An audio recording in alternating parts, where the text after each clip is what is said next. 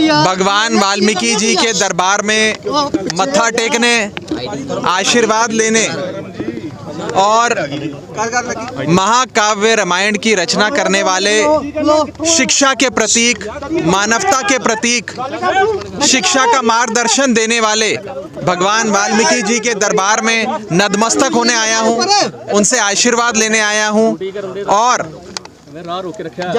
शिक्षा का प्रतीक हमारे भगवान वाल्मीकि जी के दिखाए हुए रास्ते पे चलने की कोशिश हम सब करें। केजरीवाल सरकार दिल्ली में वाल्मीकि भगवान के दिखाए गए रास्ते पर, आदर्श पर चलने की पूरी कोशिश कर रही है, जिसके चलते आज पूरे हिंदुस्तान में शिक्षा के क्षेत्र में दिल्ली को आज नंबर 1 कहा जाता है। दिल्ली में गरीब से गरीब आदमी को भी, गरीब से गरीब के बच्चे को भी अच्छी से अच्छी शिक्षा देने का काम अरविंद केजरीवाल जी की सरकार कर रही है।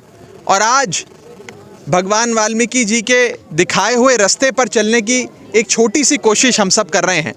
आज मैं अपनी पार्टी के तमाम साथियों के साथ भगवान वाल्मीकि जी के दरबार में नतमस्तक होने आया हूं, उनसे आशीर्वाद लेने आया हूं और आज एक ऐसी जगह जहां महाकाव्य कहे जाने वाले रामायण की रचना भगवान वाल्मीकि ने करी।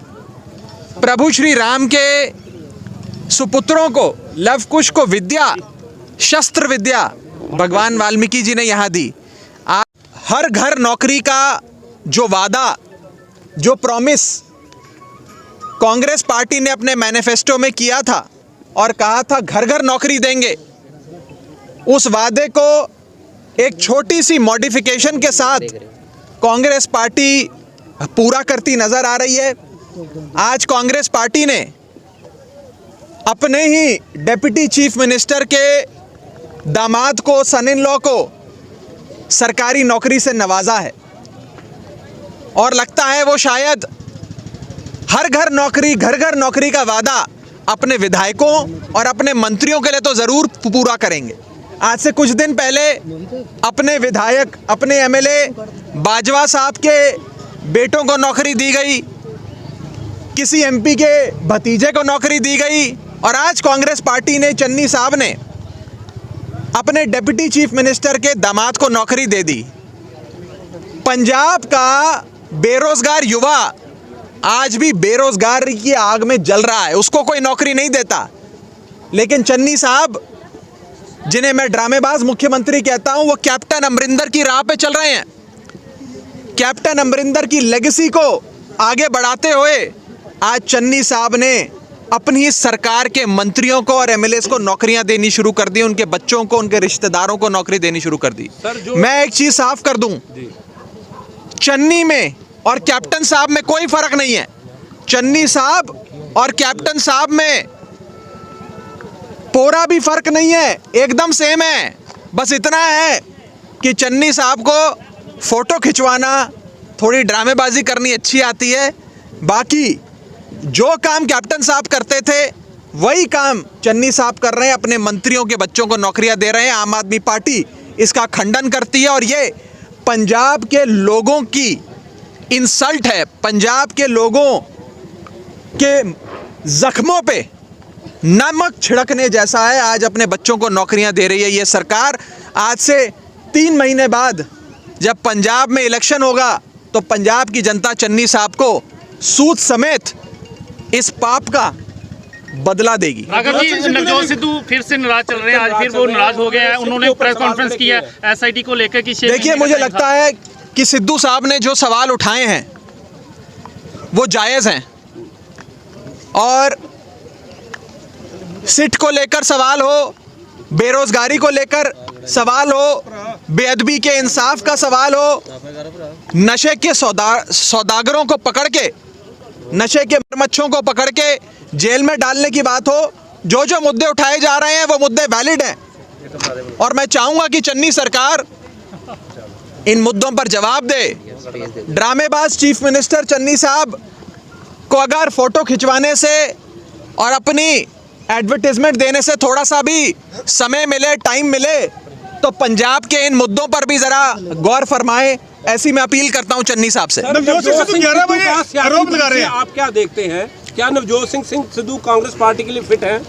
नहीं, मैं सिद्धू साहब पे और उनके भविष्य पे, उनके फ्यूचर पे बोलने वाला कौन होता हूं, ये तो सिद्धू साहब को तय करना है। नहीं, लेकिन मैं मुद्दों की बात कर रहा हूं। जो मुद्दे उठाए जा रहे हैं वो मुद्दे वैलिड हैं। सीट पर सबसे पहले अगर किसी ने आवाज उठाई तो आम आदमी पार्टी ने उठाई।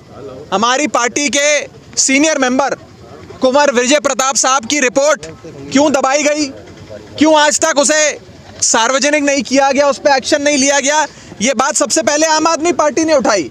अगर आज कोई उन्हीं मुद्दों को उठा रहा है तो हम उनके मुद्दों को वैलिड कहेंगे, सही बताएंगे। नवजोत सिंह सिद्धू 11 बजे वार करते हैं सीएम चन्नी पे भी कि आप कैप्टन की तरह काम कर रहे हो, फिर 2 बजे मीटिंग करने बैठ जाते हैं उनके साथ। और साथ में राघव जी उन्होंने ये भी बोला कि सीएम चन्नी को बनाने में मेरा कोई हाथ नहीं है, जब पत्रकार ने उनसे सवाल देखिए, ये कांग्रेस पार्टी की अंदरूनी मसले हैं, अंदरूनी मामले हैं, इंटरनल मैटर है, उस पर मैं कुछ नहीं कहूँगा। लेकिन अगर बेरोजगारी की बात उठाई जा रही है तो पंजाब में पूरे इंडिया में सबसे ज़्यादा बेरोजगारी है, और पंजाब सरकार चन्नी साहब, कैप्टन साहब के दिखाए गए रास्ते पे चलते हुए अपने ही मंत्रियों के बच्चों को, उनके बेटों को, उनके दामादों को, रिश्तेदारों को नौकरियां बांट रहे हैं। चन्नी साहब से हम जवाब मांगते हैं, पंजाब की जनता जवाब मांगती है, और अगर चन्नी साहब से सिद्धू साहब भी जवाब मांग रहे हैं तो अच्छा कर रहे हैं, उनको मांगना चाहिए। आपसे भी जनता जवाब मांग रही है कि आप सीएम का चेहरा कब देंगे और कौन सा देंगे। मेरा सवाल है जी, आम आदमी पार्टी, अक्सर हम जब लोगों में जाते हैं तो पहला सवाल उनका ये होता है, मैं बता देता हूं, मैं बता देता हूं, आम आदमी पार्टी सीएम के चेहरे का ऐलान कब करेगी, ये आम आदमी पार्टी की पॉलिटिकल स्ट्रैटेजी का हिस्सा है, हमारी रणनीति का हिस्सा है। पर इतना ज़रूर है कि 2022 का चुनाव आम आदमी पार्टी अपने सीएम के चेहरे का ऐलान करके लड़ेगी, और आपको वो चेहरा दिखा के लड़ेगी। सही समय, देखिए 17 में हमने किसी चेहरे का ऐलान नहीं किया, और इस बार हमारी पार्टी के सुप्रीमो अरविंद केजरीवाल आम आदमी पार्टी की पॉलिटिकल स्ट्रैटेजी का हिस्सा है, हमारी रणनीति का हिस्सा है। पर इतना ज़रूर है कि 2022 का चुनाव आम आदमी पार्टी अपने सीएम के चेहरे का ऐलान करके लड़ेगी, और आपको वो चेहरा दिखा के लड़ेगी। सही समय,